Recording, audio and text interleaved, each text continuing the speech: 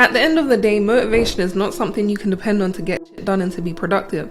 I've said this time and time and time again, and I'll never stop repeating it. Motivation is a feeling, it's an emotion, and your emotions are constantly fluctuating. So you deciding to base your future on something that's temporary is exactly why you're failing.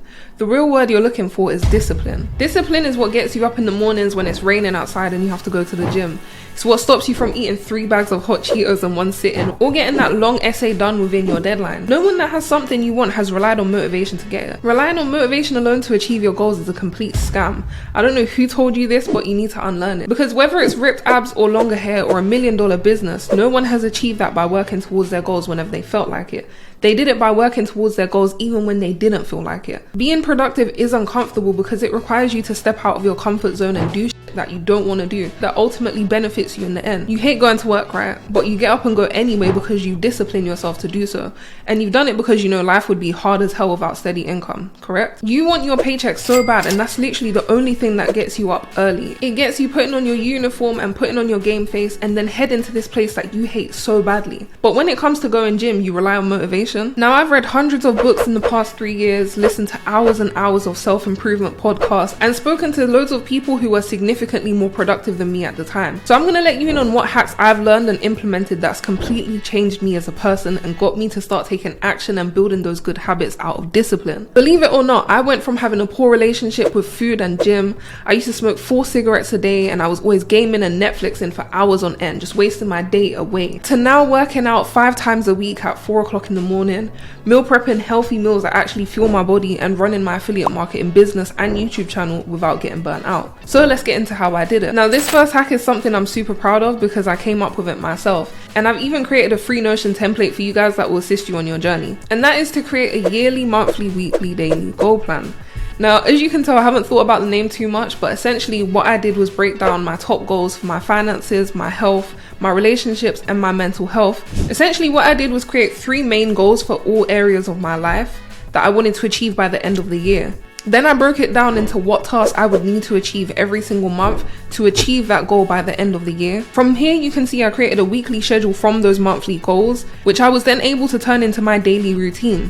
What this essentially did was break down my goals into actionable steps, which I could implement in my daily routine to ensure I get closer to my goals. And this way, you know you're always working towards the bigger picture no matter what. And it saves you the headspace of trying to figure out what you need to get done with your day. And ultimately, this is going to allow you to prioritize your time way better and get much more done with your day. Moving into the next tip, which is to create doable habits. Now, people think that they have to cut out all of the bad habits that they indulge in or go to the extremes in order to create a productive lifestyle. But in reality, that's why people can't stick to the very habits that they've created, because they're unreasonable or extreme. You can't suddenly decide to deadlift 200 kg if you've never lifted a single weight in your entire life. The same applies for your habits. It's all about baby steps and building up to them. So say you want to get to the point where you're able to read 5 books a month, but you haven't read an entire book since you were in school, it's going to be very hard for you. Whereas if you start with just 1 chapter a day, it's a digestible task. Stop trying to play this life thing on expert mode when you're literally at beginner level. Then you'll feel like you're in over your head and that you're not good enough to maintain the good habits, and you'll go right back to the bad ones, because those bad ones are the ones you can actually accomplish successfully. Trust me, it's a brutal cycle. Now, this next hack is multitasking. Now, as generic as it may sound, my version of multitasking is to balance my unproductive habits with my productive habits. And this is an easy transition to productivity because you don't have to be drastic in your approach. I only watch Netflix while I'm on the treadmill at the gym. That way I can get my cardio in and be time efficient, and it makes my unfavorable tasks feel easier because I typically hate cardio days. The reason for this is because these unproductive tasks produce dopamine in your brain. And if you don't know what dopamine is, it's essentially the chemical in your body that makes you feel good. So what happens when you combine this tedious task with the pleasurable task that releases dopamine is that you essentially trick your body over time to produce dopamine when you're doing these unfavorable tasks. So when I first started out, I used to absolutely hate cardio days, but now I look forward to them because I get to indulge in the latest Netflix series. You could basically say that it's mixing work with pleasure, and it's been working for me, so I think you should definitely give that a shot. Now, this next tip is to dummy proof your tasks. Live your life on easy mode. Set your gym bag up the night before, meal prep for the week so you don't have to cook dinner or order for the next 5 days.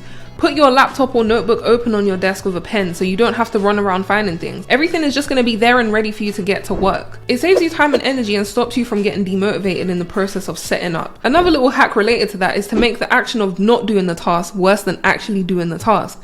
Now let me give you an example. I used to be able to just reach over and snooze my alarm in the mornings.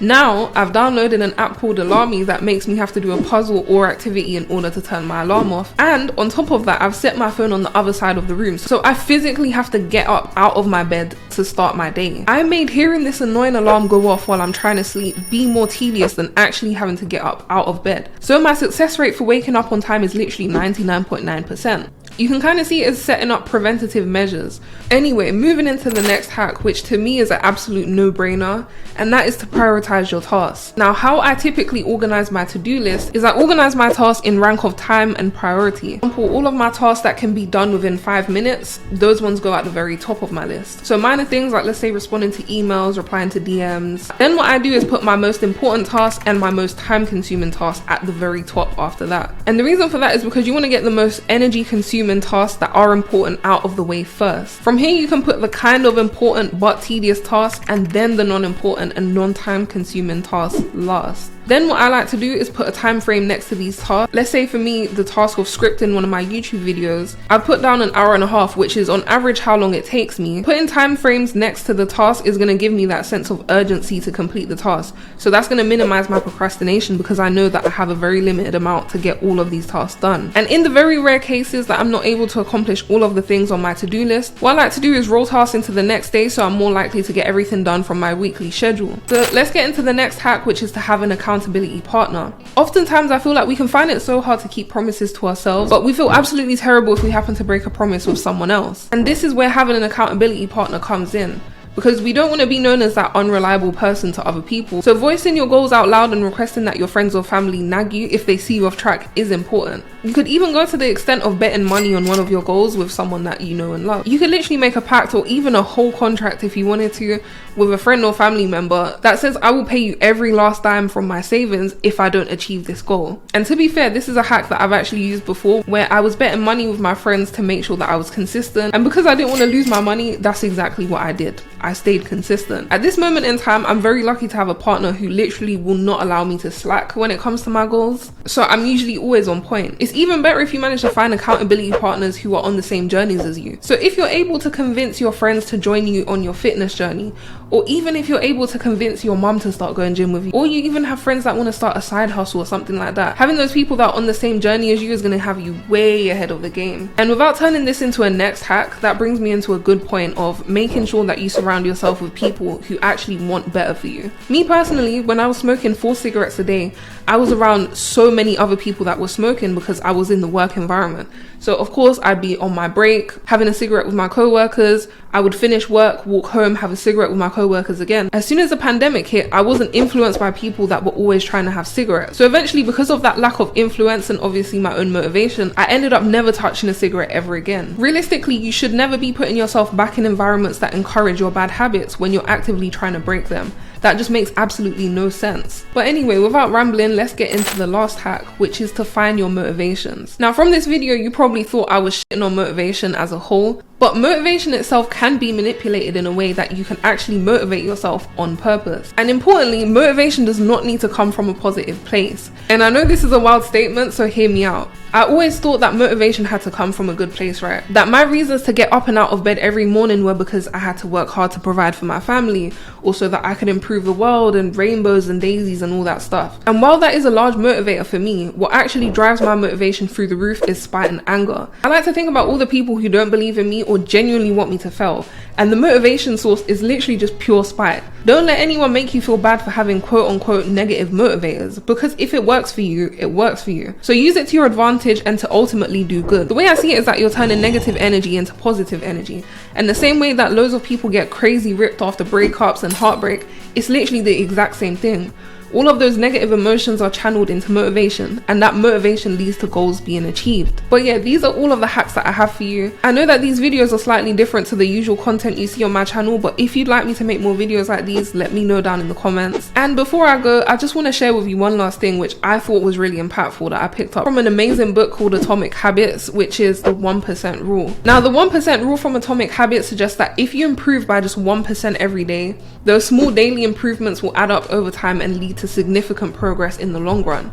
So instead of trying to make big changes all at once, it's all about focusing on making small sustainable changes.